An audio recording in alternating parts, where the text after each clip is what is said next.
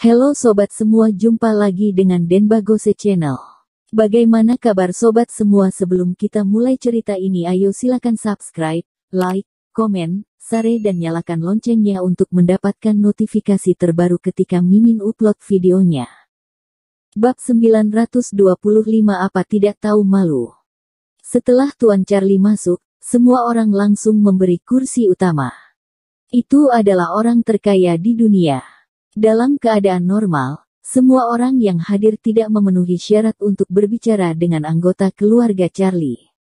Hari ini, bisa duduk bersama dengan Tuan Charlie, melihat sikap orang, itu sudah sangat luar biasa, dan bisa bergaya seumur hidup. Setelah duduk, Tuan Charlie dengan cepat menyamping dan membiarkan Thomas Kin duduk di kursi utama, dan dia duduk di sampingnya. Yang lain bahkan lebih penasaran dengan identitas Thomas Kin. Latar belakang yang mengagumkan seperti apa sehingga Tuan Charlie bisa begitu menghormatinya. Usai duduk, semua sponsor berkumpul, tak terkecuali pria berjanggut. Tuan muda Charlie, lihat orang-orang ini, siapa yang ingin kamu sponsori? Pria berjanggut tidak memenuhi syarat untuk berbicara dengan Tuan Charlie, dan dia telah mengumpulkan banyak keberanian untuk berbicara dengan Tuan muda Charlie. Pada saat ini, arah angin benar-benar telah berubah.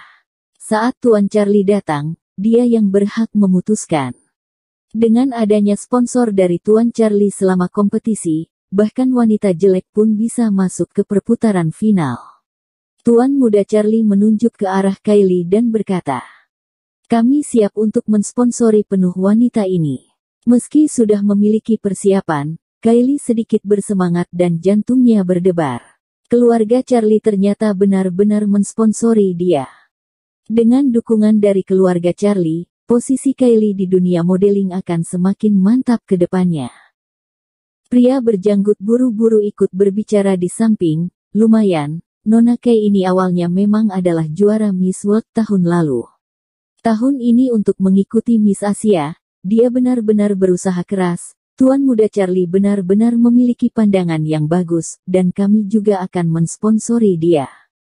Pria berjanggut selesai berbicara dan semua orang juga ikut bersuara.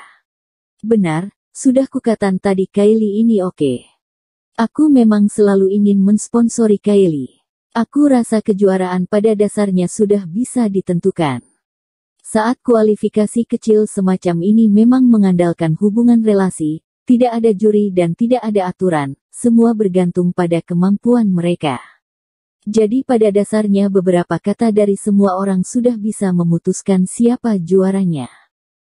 Raut wajah Yaya agak jelek. Pria berjanggut, bukankah kamu mensponsoriku? Bagaimana bisa kamu mensponsori Kylie? Sia-sia aku menemanimu tidur selama beberapa malam. Yaya marah, meski tahu masalah ini tidak bisa diubah lagi. Tetapi melihat pria berjanggut mensponsori Kylie, dia menjadi sangat kesal. Setelah menghabiskan beberapa malam bersamanya, dia ternyata mensponsori Kylie. Pria berjanggut itu melotot, "Diam. Apa kamu tidak tahu malu? Kamu yang rela tidur denganku. Dengan karaktermu itu, kamu masih ingin memenangkan kejuaraan. Kamu menyerah sajalah." Yaya melotot, "Ada apa dengan karakterku? Katakan padaku dengan jelas."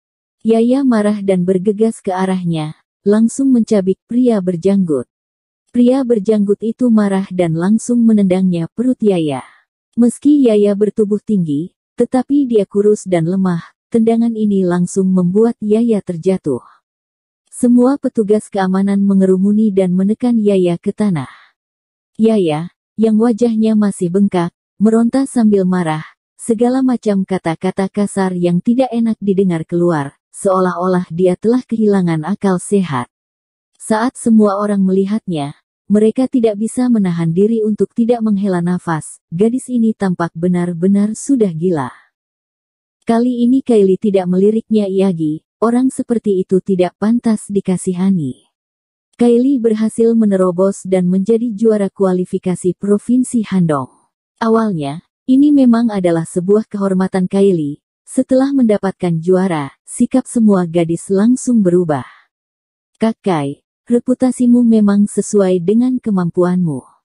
Benar, jika juara Miss World, apakah masih bisa berada di kota X? Kurasa Yaya itu tidak tahu diri. Apakah tidak tahu dengan kekuatannya, berani bersaing dengan Kakai. Kakai, selamat. Kelompok wanita munafik ini sebelumnya bahkan menyindir dirinya, tetapi sekarang setiap mulut mereka terus memanggil Kakai, memanggil dengan begitu akrab, jika orang luar melihatnya, pasti akan mengira mereka adalah teman yang sangat baik. Thomaskin dan Tuan Charlie makan bersama lagi, dan Direktur K meninggalkan informasi kontak kepada. Bagaimanapun juga, keluarga Charlie berada di luar negeri, dan mereka akan segera pergi, dan Direktur K adalah kepala pelayan keluarga Charlie yang berdomisili di Huaxia dan kedepannya sponsor untuk Kylie pada dasarnya dikontrak oleh Direktur K. Saat makan, Thomaskin bertanya tentang kondisi putri negara Yilan. Tuan Charlie tersenyum, kondisi sang putri benar-benar telah membaik. Menurut instruksi Dr. Bruskai, masih perlu minum obat selama 7 hari lagi untuk memperkuat kondisinya. Thomaskin mengangguk, Bruskai ini adalah tabib yang hebat, kondisi penyakit sang putri sangat rumit, jadi meskipun sudah sembuh total, masih perlu minum lebih banyak obat untuk memperkuat kondisinya. Mendengar perkataan Dr. Dewa Kai tidak akan salah. Mungkin ada beberapa penyakit yang sulit disembuhkan atau kasus yang sangat jarang terjadi, dokter-dokter ini tidak bisa menyelesaikannya. Tapi begitu mereka tahu alasannya, mereka semua juga dokter yang sangat hebat. Sama seperti Noel Kong, Thomaskin hanya membutuhkan sedikit petunjuk untuk membuatnya mulai. Tuan Charlie berkata, beberapa hari ini setelah sang putri sembuh dari penyakitnya, dia berteriak-teriak ingin datang ke Huaxia untuk menemuimu, mengatakan bahwa dia ingin mengucapkan terima kasih secara langsung, sekalian datang berkunjung ke Huaxia. Thomaskin tersenyum, tidak apa-apa jika datang untuk berkunjung, kalau untuk berterima kasih secara langsung, itu hanya masalah kecil. Jika sang putri datang untuk bermain, bisa datang cari aku akan melakukan yang terbaik sebagai tuan tanah.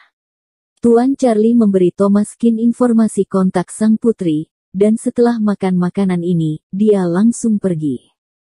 Direktur K segera membagikan kartu nama kepada Thomaskin, dan Charlie tidak mungkin selalu bisa datang ke Huaxia, jadi Direktur K mengurus semuanya di sini, dan meninggalkan kartu nama Direktur K tentu saja membuat banyak hal menjadi lebih mudah. Kylie juga pergi setelah makan. Dia akan mempersiapkan final setelah kembali. Ketika Thomaskin tidak ada kerjaan, dia pergi ke Wenhe Pharmaceutical Co., Ltd. Beberapa waktu ini tidak bertemu dengan Melissa Zhu, tidak tahu bagaimana keadaan mereka sekarang. Di pintu Wenhe Pharmaceutical Co., Ltd., semua orang kenal dengan Thomaskin dan penjaga keamanan langsung menekan lift untuk Thomaskin naik ke atas. Sesampainya di depan pintu kantor CEO, Thomaskin mengetuk pintu, baru saja hendak berbicara, raungan Melissa Zhu terdengar dari dalam. Keluar, jangan ganggu aku. Thomaskin tertegun sejenak, langsung mendorong pintu untuk masuk. Ada apa? Kenapa begitu marah? Saat ini, Melissa Zhu sedang duduk di kursi bosnya, wajahnya muram, dan mejanya penuh dengan bola kertas, seolah-olah telah merobek beberapa dokumen. Melihat Thomaskin masuk, wajah Melissa Zhu sedikit mereda. Kak Thomas, hei, aku tidak tahu itu kamu. Thomaskin berjalan ke arah Melissa Zhu, menyentuh bagian belakang lehernya, dan memijatnya beberapa kali. Begitu marah, ada masalah apa? Setelah Thomaskin melakukan blind massage di bagian belakang lehernya 2 kali, Melissa Zhu merasakan kemarahan sudah mereda dan suasana hatinya membaik. Perusahaan sedang dalam masalah. Sugar God nomor 2 yang kamu tulis untukku sebelumnya, sekarang dimonopoli oleh seseorang. Bersambung. Terima kasih kepada kalian yang telah menonton video ini. Jangan lupa tekan tombol subscribe-nya dan nyalakan notifikasinya untuk mendapatkan video-video seru lainnya dari channel Denbagose.